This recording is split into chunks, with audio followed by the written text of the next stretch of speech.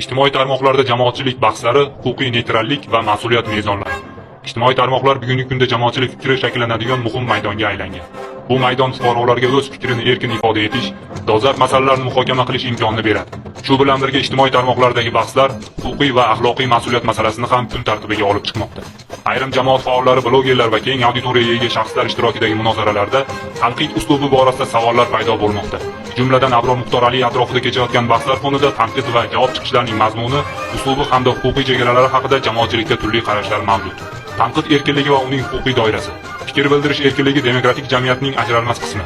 Biroq huquqiy amaliyotda bu erkinlik mutlaq emas. U boshqa shaxslarning sha'ni va qadr-qimmatiga putur yetkazmasligi, asossiz ayblovlar, tamg'alash va kamsitish bilan birga kelmasligi, ijtimoiy adovat yoki nafrat uyg'otuvchi shaklga o'tmasligi lozim.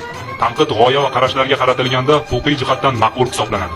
Ammo tanqid shaxsiy sifatlar, axloqiy hukmlar yoki ijtimoiy yorliqlar orqali ifodalanganda, bu bahs doirasidan chiqib, huquqiy baholash talab etuvchi holatga aylanishi mumkin. Yorliqlash va og'ir tushunchalardan foydalanish masalasi. Jamoatchilik bahslarida ayrim shaxslarni keskin ijtimoiy yoki axloqiy atamalar bilan ta'riflash holatlari kuzatiladi. Bunday yondashuv fikr almashuvini soddalashtirmaydi.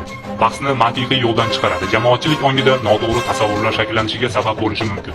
Ayniqsa davlatga dushmanlik, qoyillik kabi og'ir huquqiy tushunchalar faqat sud huquqiy tartibda aniqlanadigan kategoriyalar bo'lib, ularni bahs jarayonida erkin ishlatish jamiyatda noto'g'ri huquqiy talqinlarga olib kelish ehtimolini oshiradi.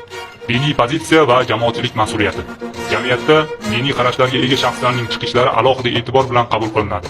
Shu sababli diniy mavqega ega bo'lgan shaxslarning nutqi huquqiy va axloqiy neytrallikni saqlashi, shaxsga qaratilgan keskin baholashlardan xoli bo'lishi, diniy tushunchalarni ijtimoiy bosim yoki ayblov vositasiga aylantirmasligi lozim. Bu yondashuv nafaqat diniy qadriyatlarni, balki jamiyatdagi umumiy huquqiy muvozanatni ham asrashga xizmat qiladi. Ommaviy auditoriya va oshirilgan mas'uliyat. Keng auditoriyaga ega bo'lgan shaxslar, xoh u bloger bo'lsin, xoh jamoat faoli, ularning har bir bayonoti ommaviy axborot ta'siriga ega fikr sifatida qabul qilinadi. Shu bois bunday shaxslar uchun so'z tanlash madaniyati, dalil va mulohazaga tayanish, shaxsiy bahoni umumiy hukm sifatida bermaslik alohida ahamiyat kasb etadi. Xulosa, ijtimoiy tarmoqlardagi bahslar jamiyatni bo'linishiga emas, anglash va tushunishga xizmat qilishi lozim.